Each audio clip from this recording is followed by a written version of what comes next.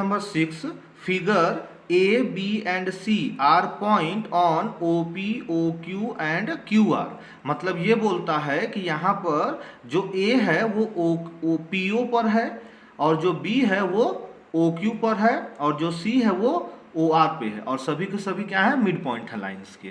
ठीक, तो हमको शो क्या करना है कि सच दैट, यहाँ पे पहले बता देता है कि जो ए बी लाइन है वो पी क्यू के पैरेलल है, जो AC लाइन है वो PR के पैरेलल है, तो हमको ये शो करना है कि जो BC लाइन है वो QR के पैरेलल है। तो हम लोग क्या कर लेंगे, सबसे पहले यहाँ पर लिख लेंगे कि इन ट्रायंगल POQ, जिसमें कि AB जो है वो पैरेलल है PQ के, तो हम लोग ये लिख सकते हैं कि OA अपॉन में AP is equal to OB upon में BQ। किससे हो जाएगा, तो BPT थ्योरम से हो जाएगा, और इसको इक्वेशन 1 ले लेते हैं। मीन्स ये बोल रहा है कि जो POQ ये वाला जो ट्रायंगल बन रहा है, इस ट्रायंगल में AB लाइन जो है वो PQ से पैरेलल है, और जब ये इसके पैरेलल है तो ये क्या कर लेगा, OA रेशियो AB और OB अपॉन BQ, ये दोनों को दोनों इक्वल हो जाएंगे BPT से। ठीक, अब आगे देखते हैं ट्रायंगल POR, जिसमें कि AC जो है वो पैरेलल है PR से। कौन सा, ये POR, ये वाला ट्रायंगल है जिसमें AC लाइन जो है वो PR से पैरेलल है। तो अब हम लोग यहाँ पर ये लिख सकते हैं कि OA अपॉन में AP is equal to OC upon में CR। तो लिख लेते हैं, यहाँ पर क्या हो जाएगा, OA अपॉन में AP is equal to OC upon में CR। ये भी किससे हो जाएगा, तो BPT से हो जाएगा। इसको ले लिए equation 1।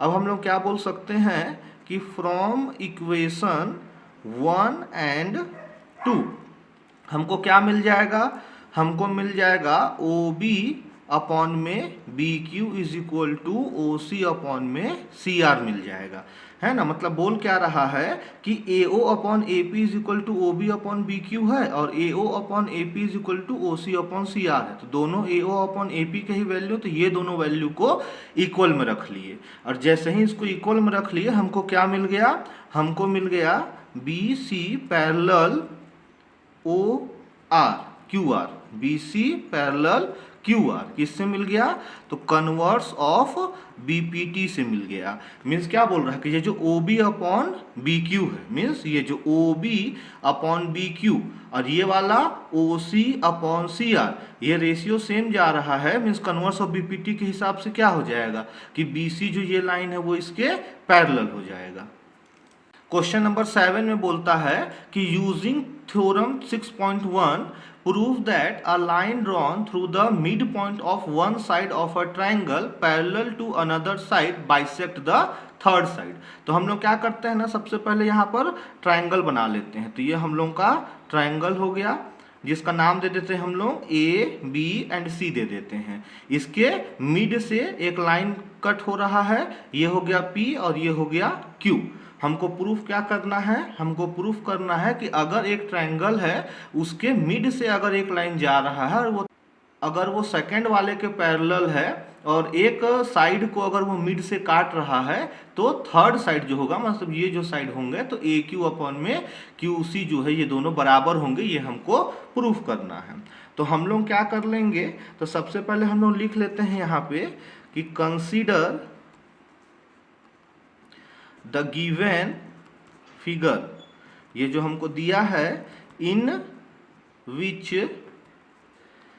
PQ is a line.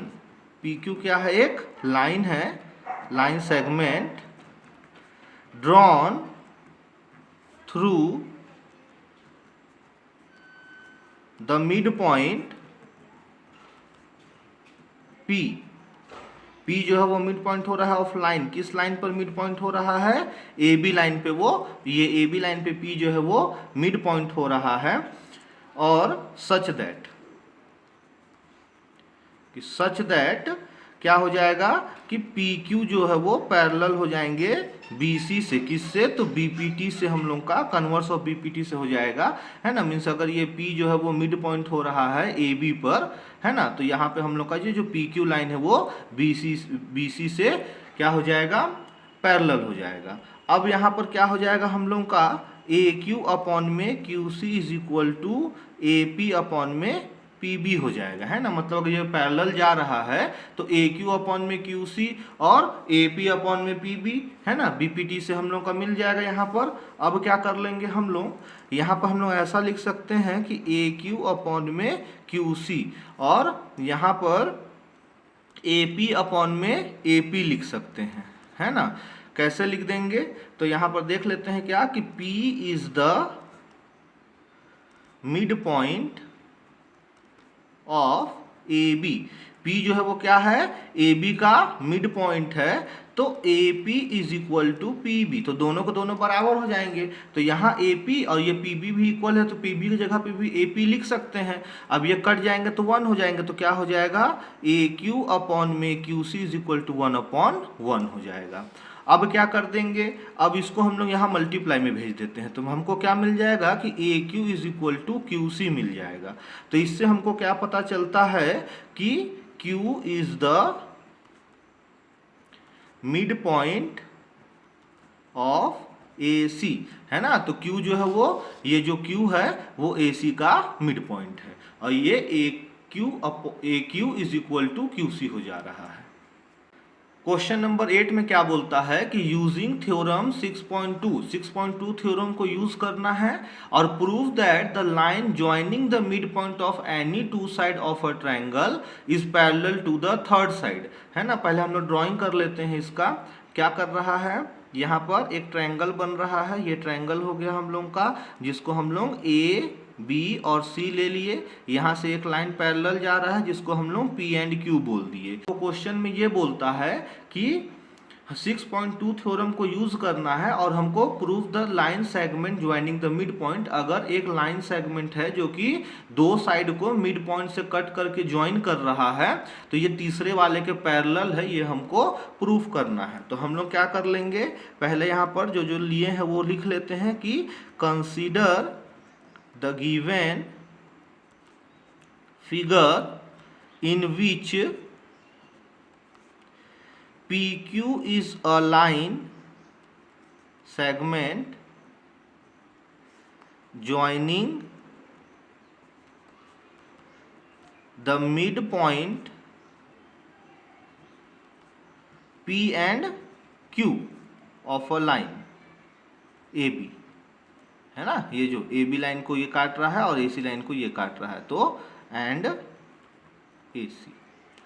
तो यहां से हमको क्या मिल जा रहा है कि जब वो मिड पॉइंट है तो हम लोग ये बोल सकते हैं ना कि A P is equal to P B and A Q is equal to Q C, है ना। अगर ये ए बी लाइन को पी मिड पॉइंट से काट रहा है तो ए पी जो है वो पी बी की इक्वल हो गया और क्यू जो है वो ए सी लाइन को मिड पॉइंट से काट रहा है तो A Q is equal to Q C हो गया। तो हम लोग यहाँ पर लिख सकते हैं कि ए बी अपॉन में P B is equal to 1/1, A B upon में P B is equal to 1/1 ये लिख सकते हैं।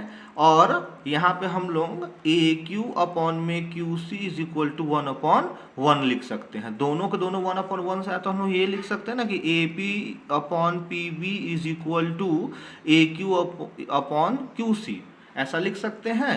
तो हमको क्या मिल गया कि hence by using converse of B P T P Q parallel B C, है ना। अगर हमको ये जो है ए पी अपॉन में पी बी और ए क्यू अपॉन में क्यू सी अगर मिलता है, मीन्स क्या हो रहा है कि पी क्यू जो है वो थर्ड वाले के पैरेलल है converse of B P T से। क्वेश्चन नंबर 9 में बोलता है कि A B C D is a trapezium.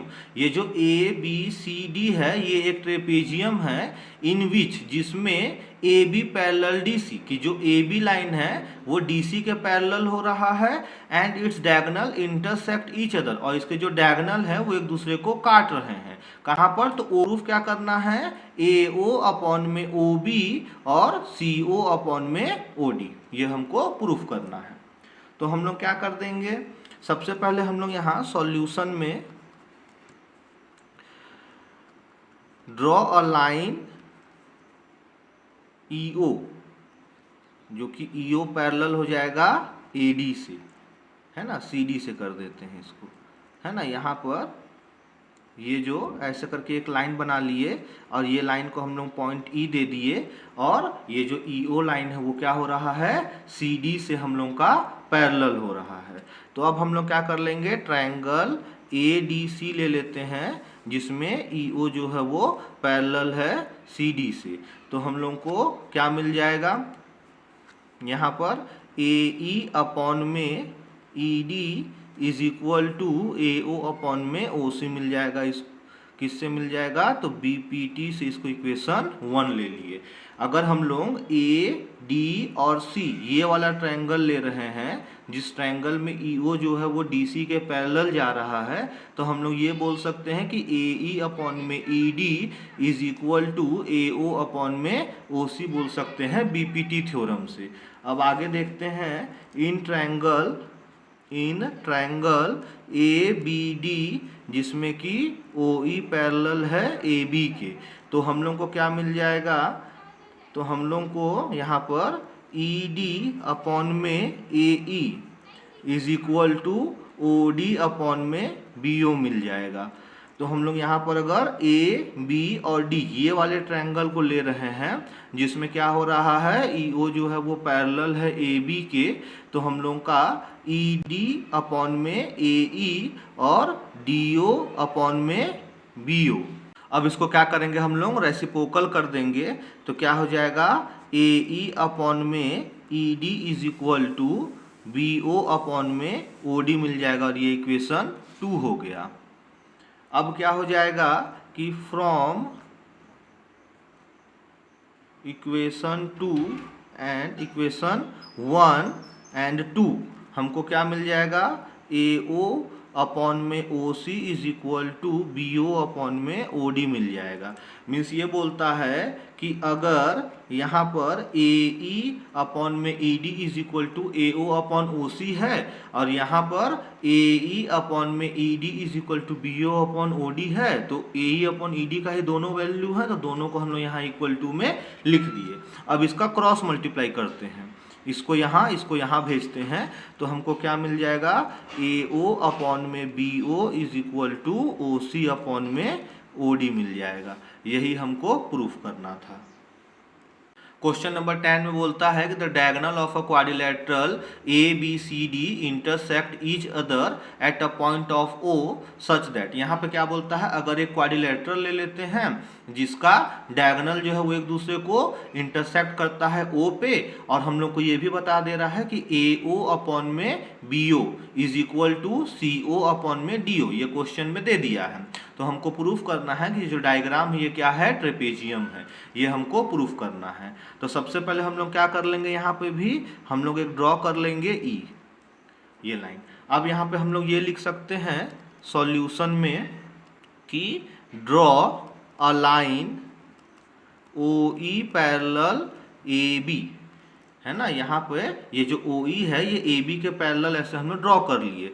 तो हम लोग क्या ले लेंगे, अब ट्रायंगल ABD जो है वो OE पैरेलल AB, है ना। अगर हम लोग A, B और D ये वाला ट्रायंगल ले रहे हैं जिसमें EO जो है वो AB के पैरेलल हो रहा है, तो हमको क्या मिल जाएगा, AE अपॉन में ED मिल जाएगा is equal to BO upon में DO मिल जाएगा। ये इक्वेशन 1 हो गया। किससे मिल जाएगा, तो BPT से मिल जाएगा। ठीक, ये बोलता है AE अपॉन में ED और BO अपॉन में OD हमको मिल जाएगा। अब हम लोग क्या करेंगे, यहाँ पे हमको AO अपॉन में OC is equal to OB upon में OD ये हमको क्वेश्चन में गिवन था। तो हम लोग को अब यहाँ पर देख रहे हैं कि OB और BO एक जैसा हो गया, OD और OD हो गया, इसका वैल्यू ये दोनों है, तो ये दोनों को भी इक्वल हम लोग लिख सकते हैं। तो अब हम लोग क्या लिख देंगे कि ये इक्वेशन 2 ले लेते हैं, तो क्या लिख देंगे यहाँ पर, from equation 1 and 2, equation 1 and 2 से हमको क्या मिल जा रहा है, तो AE अपॉन में ED is equal to AO upon में OC मिल जा रहा है। इसका मतलब क्या हो जाएगा कि EO जो है वो पैरेलल हो जाएगा DC से, कन्वर्स ऑफ BPT से। मीन्स क्या बोल रहा है, अगर ए ई अपॉन में E D is equal to A O upon में ओ सी अगर होता है तो जो ई ओ है वो क्या हो जाएगा, डी सी के भी पैरेलल हो जाएगा। तो हमको ये मिल जा रहा है अब कि ए बी जो है वो पैरेलल है ओ ई के और पैरेलल है डी सी के। तो इसका मतलब क्या हो जाएगा कि ए बी जो है वो पैरेलल है सी डी के। तो ए बी सी जो है और डी इज अ ट्रेपेजियम।